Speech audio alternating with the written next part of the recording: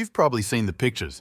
A massive stone structure rising right out of the desert, tall columns and carvings all shaped directly into a cliff. It looks like something out of a fantasy movie.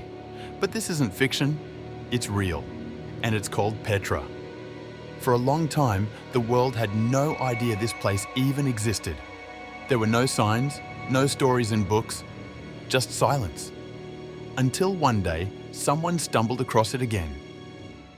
Petra lies hidden in the southern deserts of Jordan, tucked deep between sharp mountains and narrow rocky valleys. It's not just ancient, it's carved directly into red sandstone cliffs. Massive temples, mysterious tombs, staircases and buildings, all sculpted straight out of the rock. That's why it's known as the Rose City. The entire place glows with a pinkish hue, especially during sunrise and sunset. But Petra's beauty isn't the only thing that makes it special. This city was once the heart of a powerful kingdom, built over 2,000 years ago by a people known as the Nabataeans. These were brilliant desert traders, engineers and artists who chose the perfect place to build their capital, hidden, protected, and yet perfectly placed in the middle of some of the busiest trade routes of the ancient world. Caravans filled with spices, silk, incense and gold passed through Petra. The Nabataeans built their fortune from this trade, and they didn't just survive in the harsh desert, they figured out how to thrive. With almost no rainfall, they built complex water systems to catch and store every drop. They carved out channels along cliffs to guide rainwater, built underground tanks, dams and deep cisterns. Petra became a green, livable oasis right in the middle of one of the driest places on Earth. What makes Petra unlike any other ancient city is how it was built, not with bricks or blocks, but carved entirely into solid mountains. The most iconic structure is the one you've probably seen in photos, the treasury. Towering nearly 40 meters high, with intricate carvings and grand columns, all formed from one single rock face. Locals once believed it held hidden treasure, and that's how it got its name. But in reality, it was probably a royal tomb. And the treasury is only the beginning. Climb more than 800 stone steps and you'll reach another marvel, the monastery. Even larger than the treasury, it sits high in the hills, silent and still, surrounded by desert winds. There's also a huge Roman-style amphitheatre carved into the rock, once used for performances and gatherings. It could seat up to 8,000 people, again, not built, but carved directly into the stone.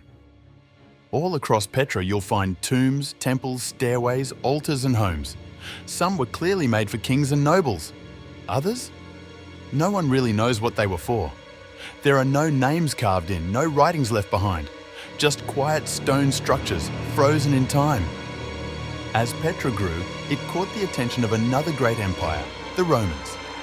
In the 1st century CE, they took control of Petra and made some additions of their own. They brought Roman baths, colonnaded streets, and their architectural style, blending it with the Nabataean city. Petra continued to flourish for a while. But nothing lasts forever. Over time, trade began to change.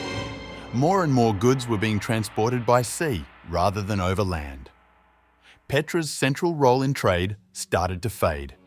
Then, in 363 CE, a massive earthquake struck the city. Many buildings were destroyed and the vital water systems were damaged. Some residents left, others stayed behind. But Petra was no longer what it once was. A second earthquake hit in the 6th century, dealing an even harder blow. By the early 600s, the city had been almost completely abandoned. The Nabataeans disappeared from history, leaving behind no written records. Petra faded from memory, its location hidden from the outside world for over 1,000 years. The locals still knew it was there, of course. But to the rest of the world, Petra was gone. Just a legend. That is, until 1812, when a Swiss explorer named Johann Ludwig Burckhardt came looking for it. He had heard whispers of ancient ruins hidden deep in the mountains, so he disguised himself as a local, learned Arabic, and convinced a guide to take him into the desert.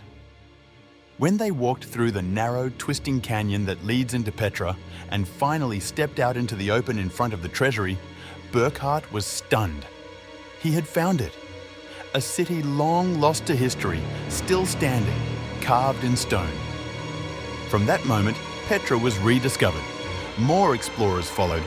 Then came photographers, archaeologists, and eventually, tourists. In 1985, Petra was named a UNESCO World Heritage Site. In 2007, it was voted one of the new 7 wonders of the world. But here's the part most people don't know. Only about 15% of Petra has been uncovered. The rest, entire neighborhoods, homes, temples, marketplaces, remains buried beneath the sand and rock, untouched and unexplored. Which means that much of Petra's story is still hidden. We don't know how advanced the Nabataeans really were. We don't know what many of the buildings were used for. And we still don't know why they vanished so completely. Some researchers believe Petra may have had a deeper, perhaps even spiritual significance. There are theories that certain buildings were aligned with stars or planetary events. Others suggest Petra was more than a trade hub. It may have been a ceremonial center, a sacred place. There are buildings that don't fit the usual pattern. They aren't homes. They aren't tombs. They don't look like anything we've seen in other ancient cities. So what were they? No one really knows. And maybe that's what keeps Petra so fascinating. It's not just about ruins or old stones. It's about mystery, about wonder. It reminds us that ancient people were not simple or primitive. They were thinkers, builders, and artists. They created something so grand that even after centuries of silence, it still speaks. Petra was lost for over 1,000 years, but it refused to be forgotten. And even today, with all our tools and knowledge, most of its secrets still remain buried, just beneath the surface. So maybe Petra isn't just a place. Maybe it's a story chiseled into stone, a story we're still trying to read, one piece at a time. Thank you for watching. If this journey inspired you, let us know in the comments. What do you think still lies hidden beneath Petra? And which ancient site should we explore next? Subscribe and join us next time as we uncover more lost wonders, one story at a time.